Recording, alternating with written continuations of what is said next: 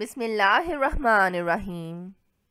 In the name of Allah, the most beneficent and the most merciful. Assalamu alaikum, dear students of class 4. Hope you all are fine and enjoying good health. Let us read a subject English. This is your lecture number 5 from book Grammar and Usage. I'm your teacher, Sara Liaquat, from Divisional Public School and Intermediate College, Lahore.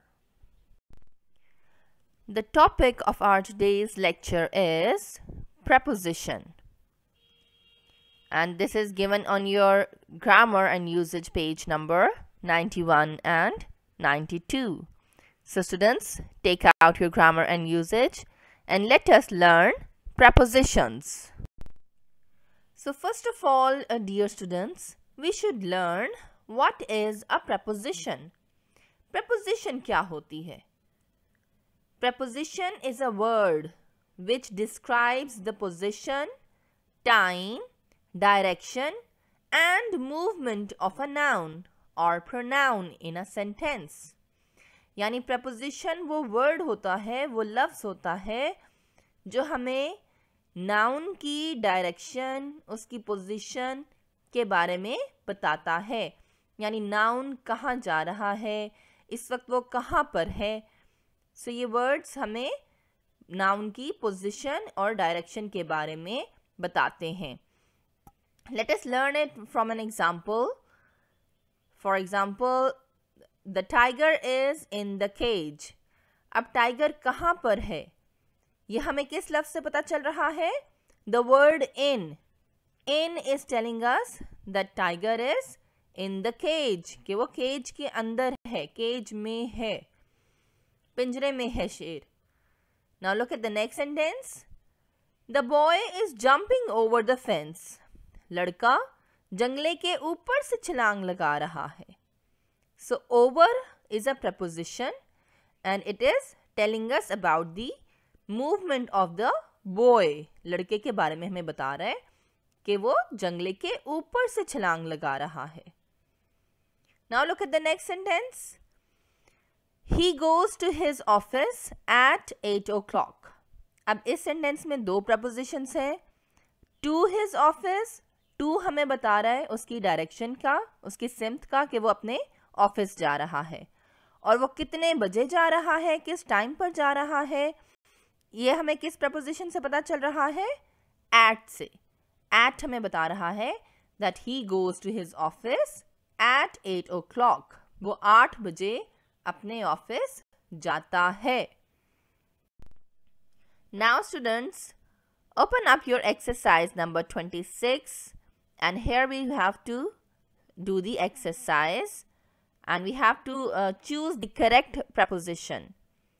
So the very first sentence, there were many children in among the spectators.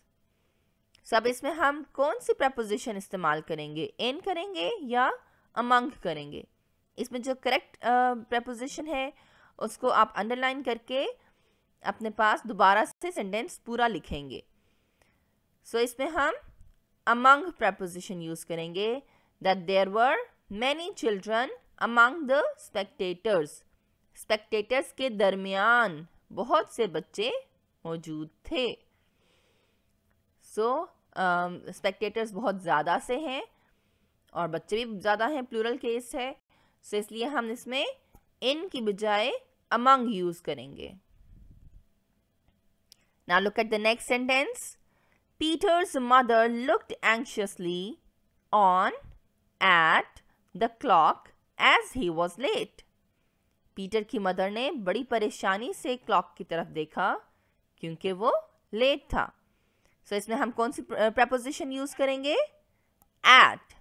Peter's mother looked anxiously at the clock as he was late. Now look at the next sentence. The sun has set. The farmers are returning from to the fields. अब इसमें हम कौन सी preposition इस्तेमाल करेंगे? The sun has set, सूरज गरूब हो चुका है. The farmers are returning, returning का मतलब होता है वापस आ रहे हैं, तो इसमें हम फ्रॉम यूज करेंगे या टू यूज करेंगे? जी, इसमें हम फ्रॉम यूज करेंगे कि the sun has set the farmers are returning from the fields, farmers जो हैं किसान खेतों से वापस आ रहे हैं। Now look at the next sentence. The patient died at during the night. अब इसमें patient रात में फोर्थ हो गया। अब हम कौन सी preposition यूज करेंगे? We will use during the night. The patient died during the night, यानी मरीज रात में फोर्थ हो गया। अब इसमें अगर कोई एग्जैक्ट टाइम होता तो हम एट यूज करते, एट 9 o'clock, और इस तरह से कोई वर्ड होता तो हम एट यूज करते, बट यहाँ पर रात में वो किसी भी टाइम पर हो सकता है, रात का कोई भी पहर हो सकता है, सो इसलिए हम ड्यूरिंग द नाइट यूज करेंगे। Look at the next sentence, Jack has been absent from since Monday. So अब इसमें जैक जो है वो मंडे से लेकर आज जो भी दिन होगा उस तक वो एब्सेंट है, तो इसमें हम सिंस यूज करेंगे, that Jack has been absent since Monday, यानी मंडे से लेकर आज तक वो नहीं आ रहा, वो एब्सेंट है। Look at the next sentence, the last guest did not arrive on until 8 o'clock. अब इसमें हम कौन सी preposition यूज करेंगे? ऑन करेंगे या until करेंगे? देखिए, the last guest, आखिरी मेहमान, did not arrive, नहीं पहुंचा, on 8 o'clock या until 8 o'clock? जी, इसमें हम until लगाएंगे कि यानी 8 बजे तक भी आखिरी गेस्ट ना पहुंचा। Now here we have another sentence. Stop and look after before you cross the road. रुको और देखो before you cross the road. कौन सी preposition हम इसमें यूज करेंगे? Before, यानी सड़क क्रॉस करने से पहले रुको और देखो। Before का मतलब होता है पहले, after का मतलब होता है बाद में, तो हमें पहले रुकना चाहिए या फिर बाद में? ऑब्वियसली हमें पहले रुकना चाहिए। We should stop and look before crossing the road. So हम यहाँ पर कौन सी प्रपोजिशन यूज करेंगे? Before. Now look at the next sentence, the frightened monkey climbed on up the tree. अब ये सेंटेंस देखें, इसमें फ्राइटेंड मंकी है, ऑब्वियसली वो सेंटेंस बता रहा है कि वो जमीन पर होगा और वो किसी को देख के डर गया है, सो वो ऊपर की जानिब दौड़ा होगा ना। सो इसमें हम ऑन द ट्री तो नहीं करेंगे ना, इसमें हम क्या करेंगे? Up the tree. The frightened monkey climbed up the tree, दरख्त में ऊपर चढ़ गया, दरख्त के ऊपर चढ़ गया वो, ठीक है। So we will use up. Look the next sentence. Who is the boy sitting among between Suzanne and her sister?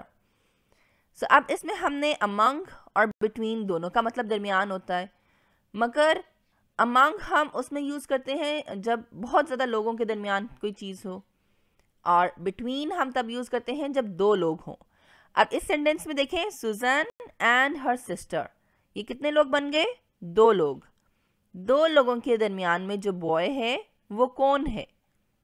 Look at the sentence again, who is the boy sitting among between Susan and her sister. So इसमें हम कौन सी preposition use करेंगे? Between, because ये दो लोगों के दरमियान है boy. So who is the boy sitting between Susan and her sister. Okay, now let us look at the next sentence. Let's walk on across the road to the library. अब ये कहाँ walk करने को कह रहे हैं? On the road, सड़क के ऊपर, या सड़क के उस पार। अब देखिए उन्होंने जाना है लाइब्रेरी की तरफ, सो लाइब्रेरी रोड की दूसरी साइड पर है, so they have to across the road. We will use preposition across. Let's walk across the road to the library. Look at the next sentence. Has John come here to from school? अब यहाँ पर हम क्या कौन सी preposition use करेंगे, to या from? Obviously we will use from. Has John come here from school? क्या John school से यहाँ आ गया है? So we will use preposition from. Now let us look the next sentence. I do not think he can jump over under the high fence. Over का मतलब होता है ऊपर और under का मतलब होता है नीचे। तो जंप हम ओवर करेंगे, ऊपर से करेंगे या किसी चीज के नीचे से करेंगे?